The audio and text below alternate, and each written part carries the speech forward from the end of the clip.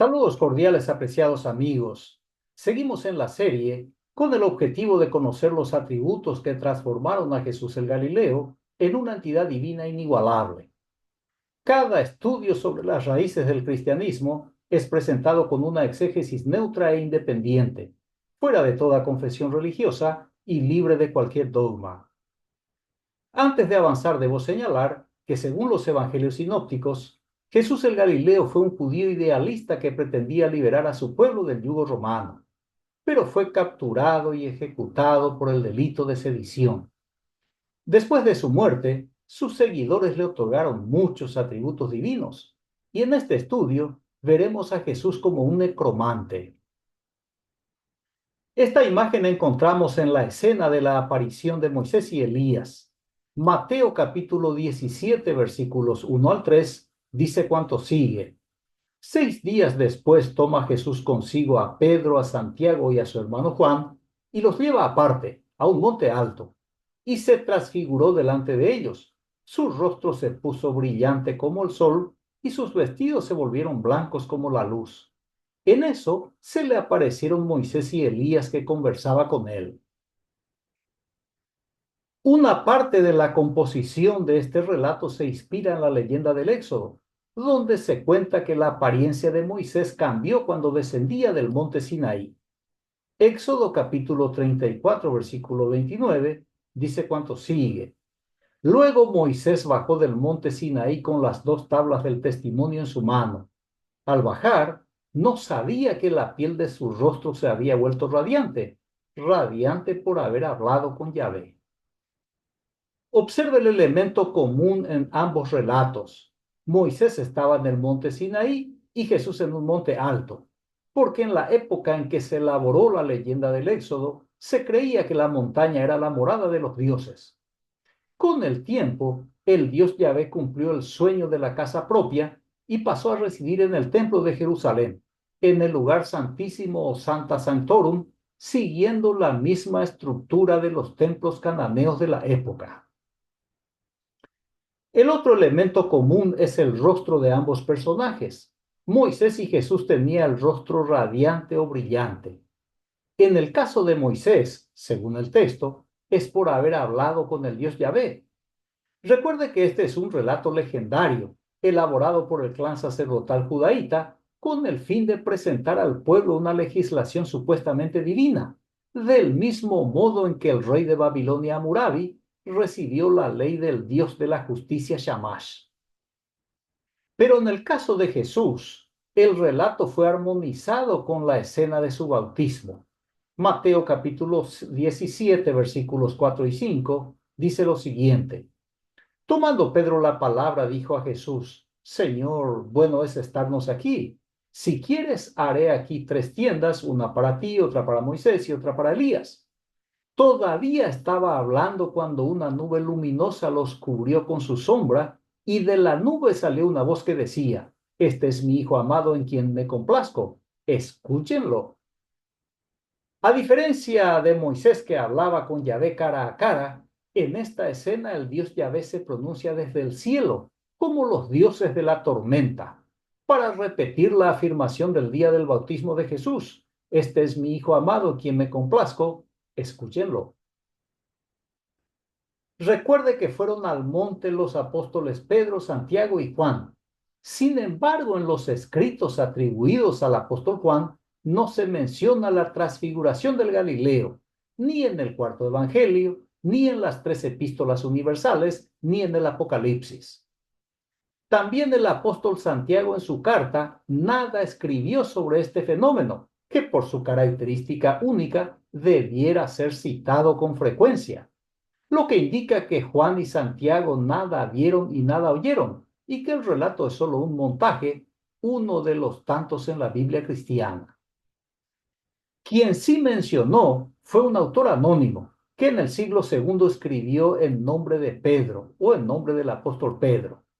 Segunda de Pedro 1, 17 y 18 dice, porque cuando recibió de Dios honor y gloria, le fue dirigida de la majestuosa gloria esta voz, este es mi Hijo amado en quien tengo complacencia. Y nosotros escuchamos esa voz dirigida desde el cielo, estando con él en el monte alto. En este escrito falta lo más importante, la aparición de Moisés y Elías, una imagen que sería imposible olvidar y dejar de mencionar. Pero el que escribe en nombre de Pedro en el siglo II se limita a mencionar la supuesta voz del cielo para legitimar la identidad del Mesías Galileo que fue rechazado por Israel y ajusticiado por Roma. En otro detalle no menos importante, en el versículo 18, el falso Pedro se incluye y afirma: nosotros escuchamos esa voz. El autor está hablando en nombre de Santiago y de Juan, con el propósito de suplir el silencio de ambos, sabiendo que nada escribieron al respecto. Al mismo tiempo, el falso Pedro intenta validar el relato fantasioso delante de las críticas o dudas que surgieron en ese entonces acerca de la veracidad de la transfiguración. Muy bien, para conocer la otra parte de la composición del relato, voy a leer de nuevo Mateo capítulo 17, versículos 1 al 3. 6 días después toma Jesús consigo a Pedro, a Santiago y a su hermano Juan, y los lleva aparte a un monte alto, y se transfiguró delante de ellos. Su rostro se puso brillante como el sol y sus vestidos se volvieron blancos como la luz. En eso se les aparecieron Moisés y Elías que conversaban con él. Ya hemos visto que el texto es una versión similar al de la leyenda del Éxodo, porque el autor está presentando a Jesús como el nuevo Moisés, al mediador del nuevo pacto, y lo hace siguiendo el relato elaborado por el clan sacerdotal judaíta. Lo lleva a un monte alto cuyo nombre no se menciona, donde su rostro se puso brillante, y se aparecen Moisés y Elías para conversar con el actor principal de la narrativa, Jesús el Galileo. La presencia de Moisés es para legitimar que la nueva alianza entra en vigor y que Jesús es el portador de la nueva ley para el pueblo hebreo. Y de esa manera, la ley de Yahvé es sustituida por la ley del Cristo del Mesías. Y Moisés pasa a situación de retiro. De los dos personajes que aparecieron supuestamente conversando con Jesús, según los académicos judíos, Moisés no existió. Es solo un personaje en la leyenda del Éxodo. Sin embargo, Elías fue un profeta de la antigua Israel o Reino del Norte que vivió en el siglo IX antes de la era común. Su nombre original es Elí, que significa el Dios Él es mi Dios o mi Dios es el Dios Él. Pero cuando el rollo o el libro de los reyes de Israel cayó en manos de los sacerdotes judaítas, le cambiaron el nombre por Elías, que significa el Dios Él es el Dios Yahvé. Según la leyenda, Elías fue llevado al cielo de una carroza de fuego, una imagen tomada de Helio, el dios sol de la mitología griega. Dígase de paso que este relato sobre la desaparición de Elías, sumado al de Enoc, en el mundo cristiano alimenta el mito del arrebatamiento e identifican a ambos como los dos testigos del libro de Apocalipsis. Jesús, por su parte, identificó a Juan el Bautista como el Elías que había de venir. Muy bien, dejemos de lado a Moisés, el personaje imaginario, y centrémonos en Elías, el profeta cuyo nombre y actividades fueron cambiadas por los sacerdotes judaítas. Lo que interesa ahora es saber en qué otro texto se inspiró Marcos para completar su narrativa sobre la aparición del profeta Elías al lado del Galileo en la escena de la transfiguración. Primera de Samuel, capítulo 28, versículos 7 y 8, tenemos lo siguiente. Dijo Saúl a sus servidores: búsquenme una nigromante para que vaya a consultarla. Le dijeron sus servidores: aquí mismo en Endor hay una nigromante. Se disfrazó Saúl poniéndose otras ropas y fue con 2 de sus hombres.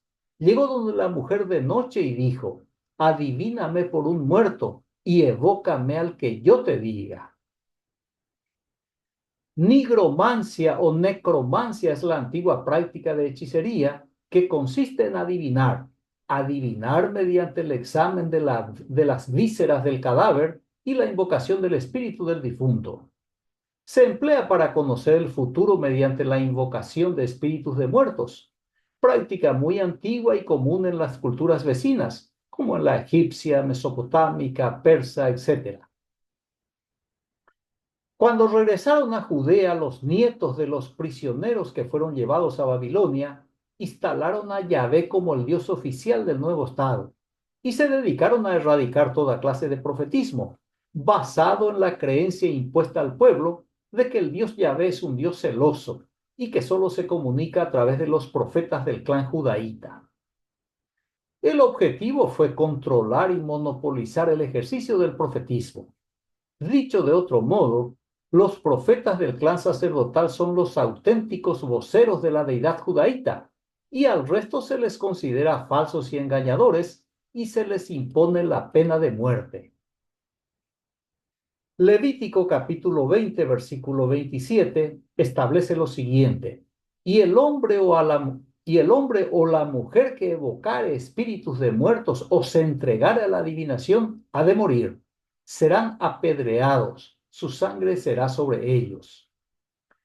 Esta ley creada en la fase posexílica no le afectó al monarca Saúl, quien curiosamente fue escogido por el celoso Dios Yahvé, sabiendo que Saúl y su familia adoraban al Dios Baal, cuyo hijo se llamaba Isbaal, y su nieto, el hijo de Jonatán, el amigo, el cuate del rey David, su nombre fue Meribaal.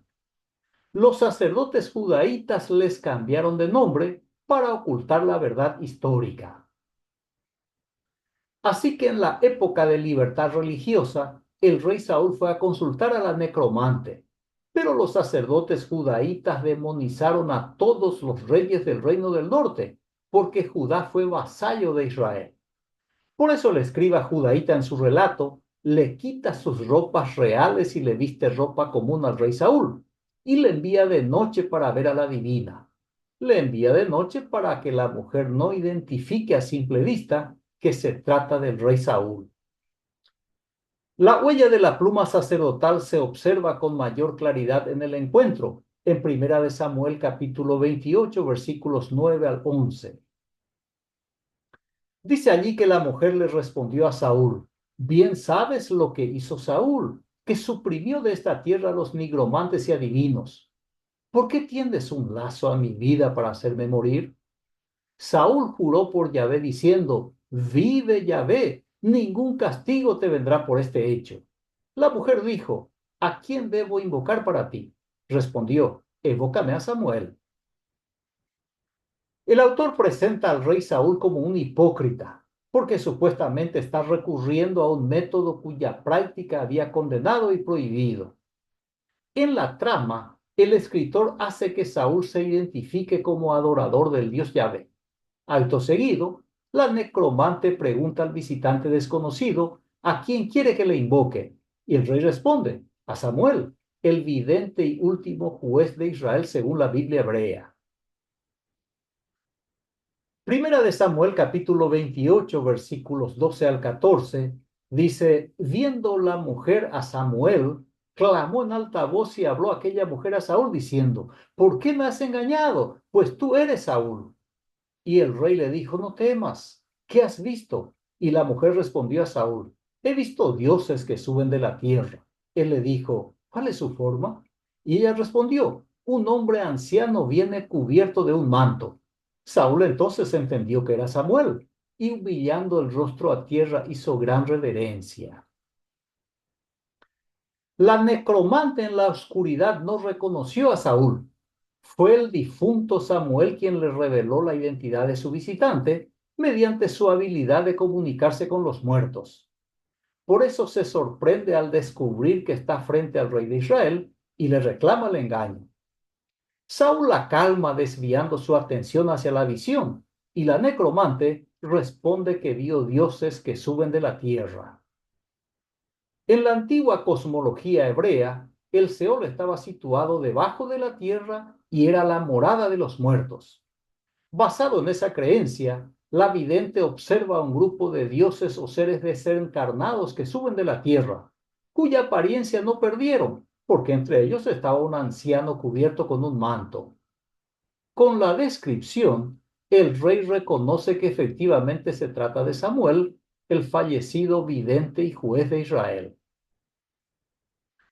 Esta misma creencia se aplica al actor principal de los evangelios, a Jesús el Galileo. Mateo capítulo 17, versículos 1 al 3, dice: 6 días después toma Jesús consigo a Pedro, a Santiago y a su hermano Juan, y los lleva aparte a un monte alto, y se transfiguró delante de ellos, su rostro se puso brillante como el sol, y sus vestidos se volvieron blancos como la luz. En esto se les aparecieron Moisés y Elías, que conversaban con él. Jesús es el necromante de la narrativa y supera a la necromante de Endor, porque desde el inframundo hace subir y torna visible el espíritu de Moisés y Elías. Además, el Galileo dialoga con ambos y eran observados por el trío integrado por Pedro, Santiago y Juan. Por la conducta del Galileo que se describe en este relato y en varios otros, los sacerdotes judaítas acusaron a Jesús de practicar hechicería y de operar por Beelzebú, el príncipe de los demonios. Según la ley de Moisés, el castigo previsto es la pena capital. Levítico 20:27 estipula que el hombre o la mujer que evocare espíritu de muertos o se entregare a la adivinación ha de morir. Serán apedreados, su sangre será sobre ellos. En los evangelios, el Galileo no fue castigado por practicar la necromancia, porque es un relato creado por el evangelista para resaltar que Moisés reconoce la autoridad del nuevo mediador y que desde ese momento la ley de Moisés es sustituida por la ley del Mesías. Muy bien, concluyo la exposición con la convicción del poeta latino Ovidio. La razón es mi augurio y mi pronóstico de lo futuro. Ella me ha servido para adivinar y conocer. Agradezco su amable atención. Reciba un fraterno abrazo y hasta el próximo estudio. Gracias.